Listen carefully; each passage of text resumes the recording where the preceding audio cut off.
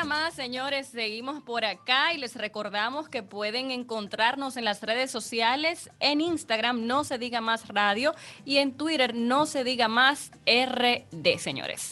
Bien, y como les habíamos anunciado, ya tenemos con nosotros a la profesora Ligia Pérez. Ella es viceministra de Asuntos Técnicos y Pedagógicos del Ministerio de Educación, a propósito del anuncio que hicieron hoy, la presentación del protocolo para el próximo retorno gradual a clases presenciales.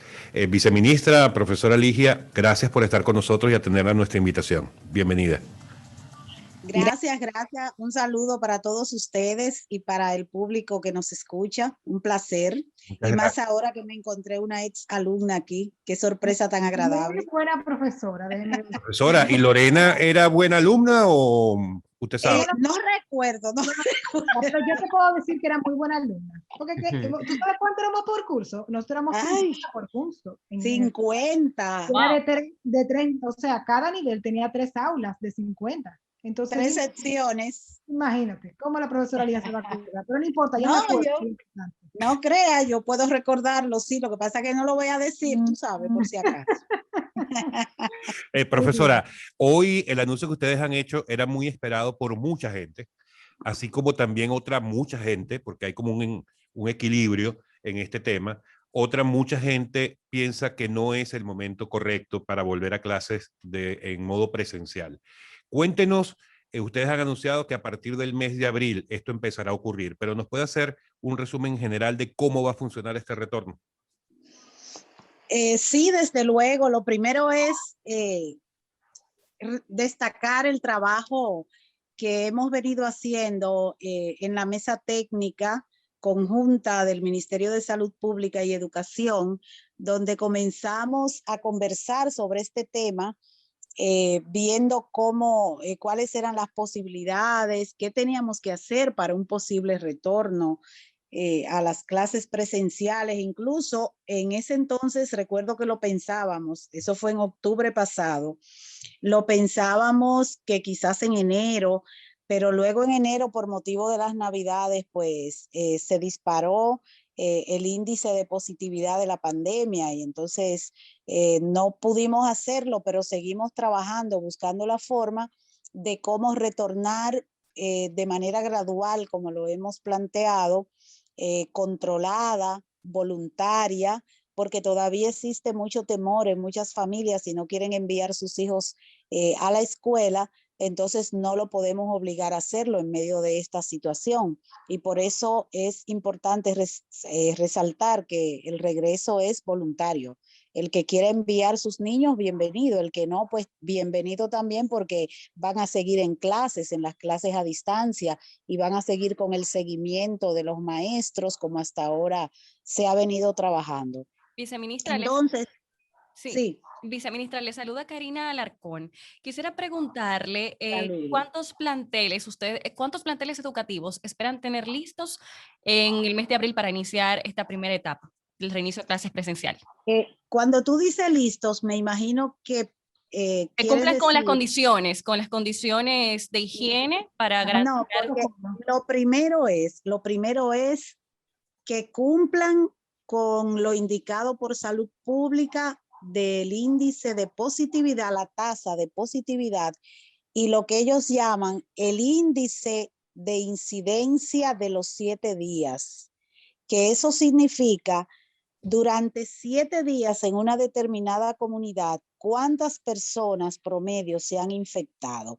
Ese índice se mide en base a 100,000 habitantes. Importante. Entonces, por ejemplo, un índice de incidencia de 50 quiere decir 50 contagios por cada 100,000 habitantes en una determinada zona. Entonces, esos dos factores combinados nos dicen en cuáles municipios, en cuáles lugares se puede iniciar. Ahora bien, si esa tasa de positividad es 5 o menor de 5, y si el índice de incidencia de los 7 días está en 50, entonces en esa región se puede iniciar, en ese municipio se puede iniciar, pero entonces entra en juego ahí el segundo factor, los centros educativos y sus condiciones.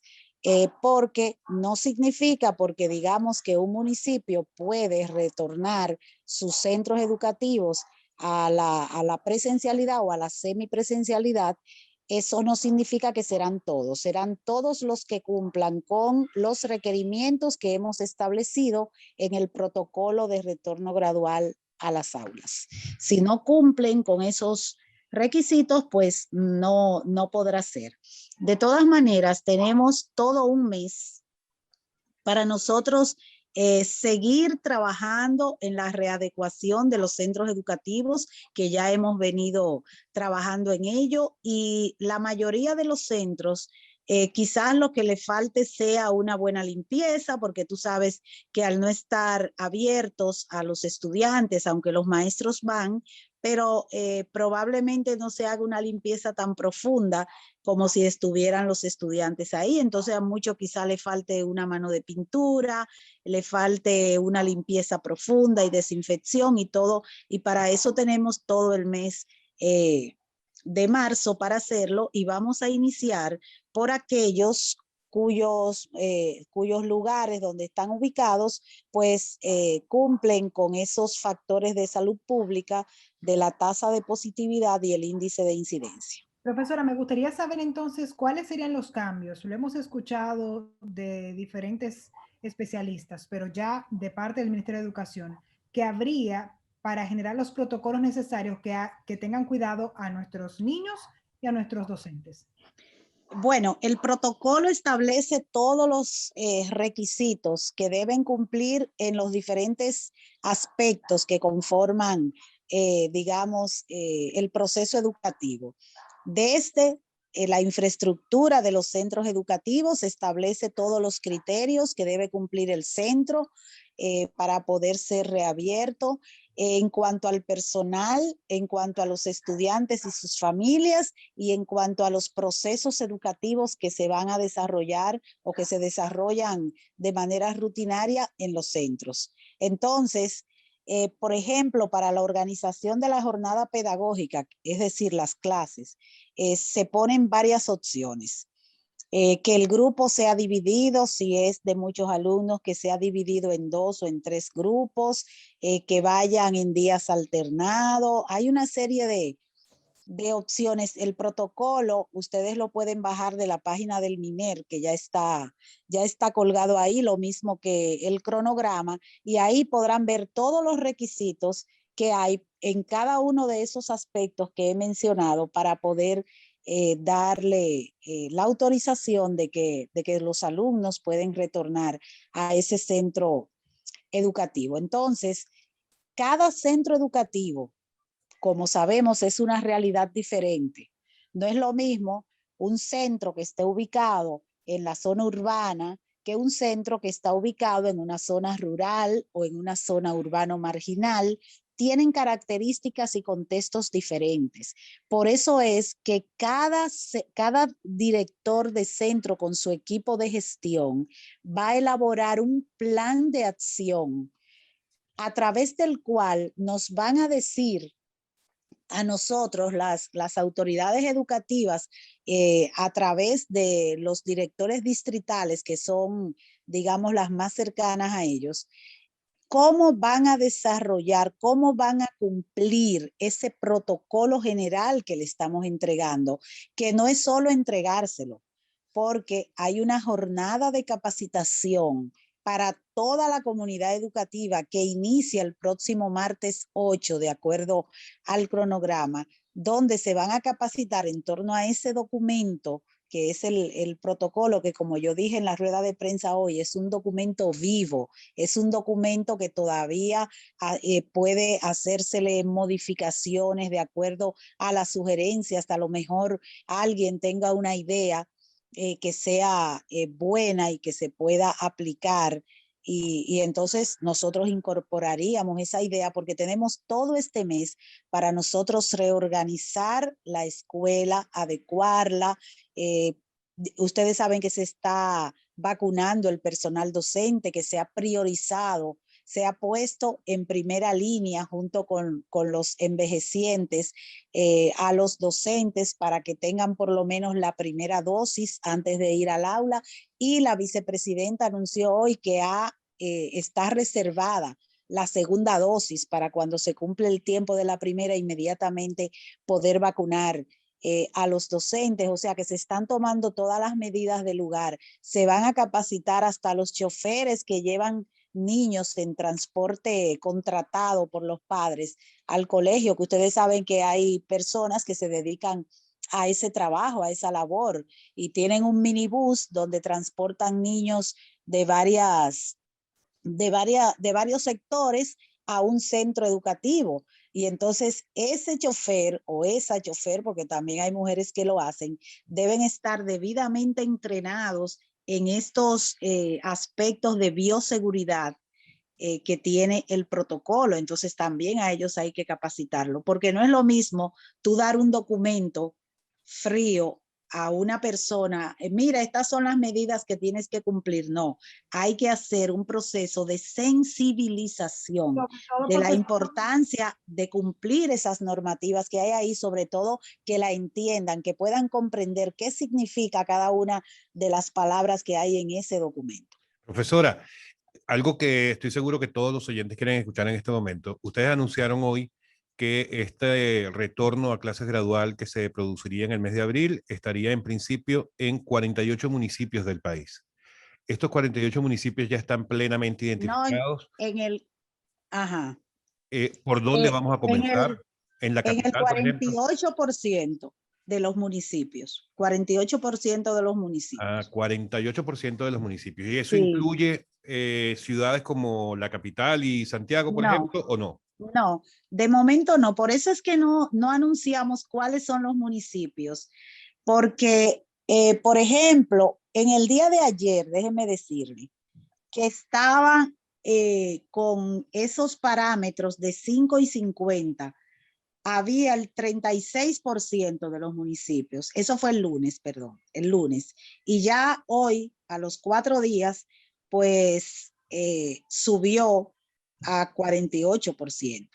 O sea, porque hay un descenso sostenido de la positividad y estamos muy esperanzados en que eso continúe bajando.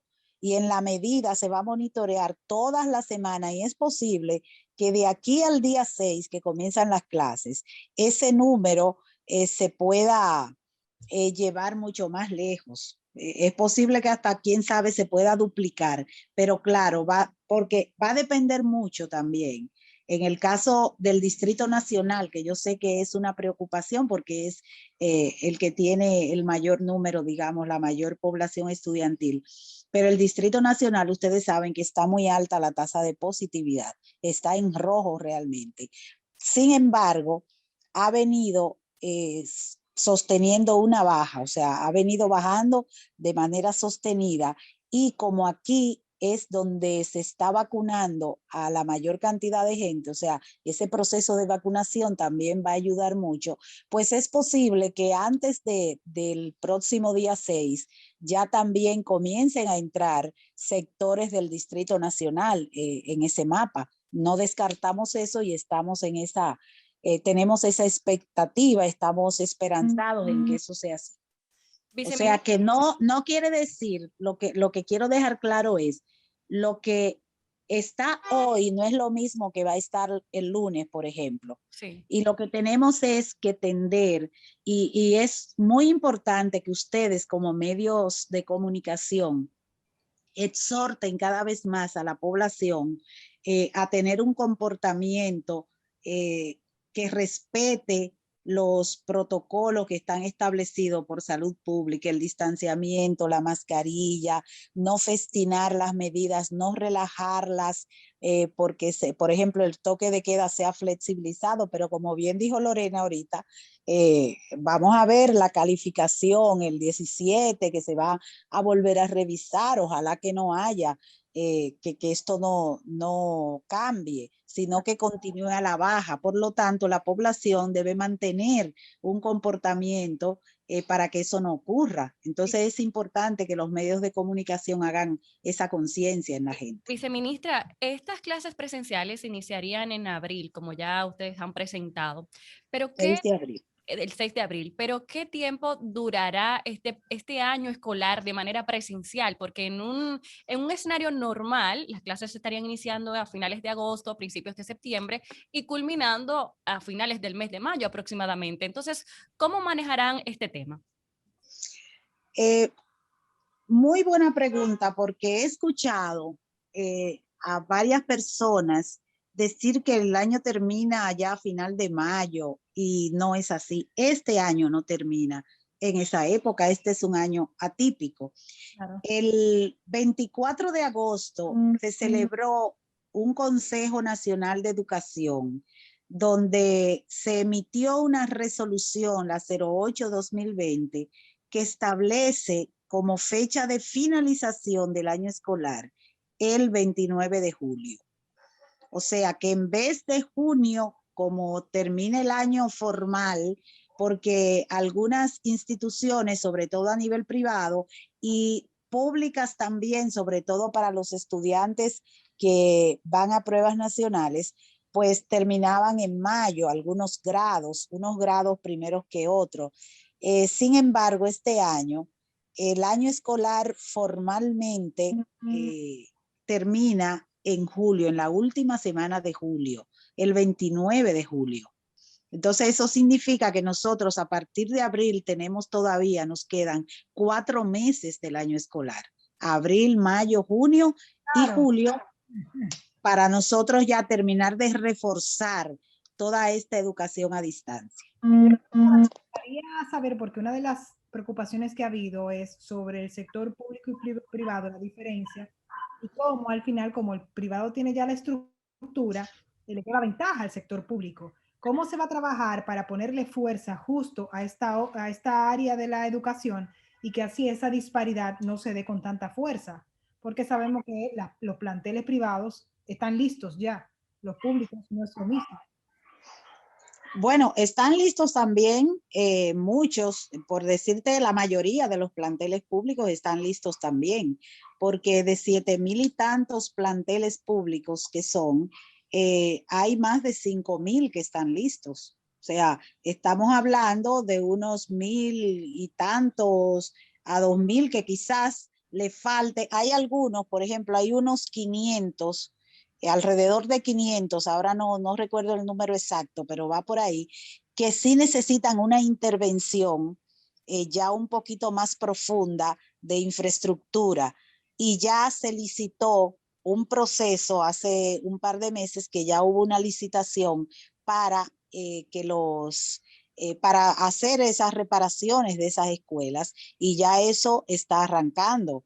Entonces, la mayoría de los planteles del sector público también están preparados, y como dije ahorita, quizás solo le falta una buena limpieza, quizás quitar la grama, las plantas que quizás han crecido como no están yendo los muchachos, hacer una buena desinfección y ya estarían listos. Y planteles sin agua, nosotros tenemos unos alrededor de 400 planteles que no tienen agua y también se están interviniendo, pero el gran resto, que son, ya dije, como dije, son 7,000 y tantos planteles, pues de ellos la gran mayoría están listos para el retorno a las aulas de manera gradual. Bueno, viceministra, todo parece indicar que son puras buenas noticias, y ojalá que, como usted decía, ojalá que en este mes que falta entonces para esa fecha del retorno gradual sea aún mejor el panorama, para que no sea solamente en el 48% de los centros educativos, sino aún más. Muchas gracias por atender a nuestra invitación el día de hoy. Será mucho más. Seguro claro que sí, que será mucho más. Viceministra, muchísimas gracias y mucho éxito con eso.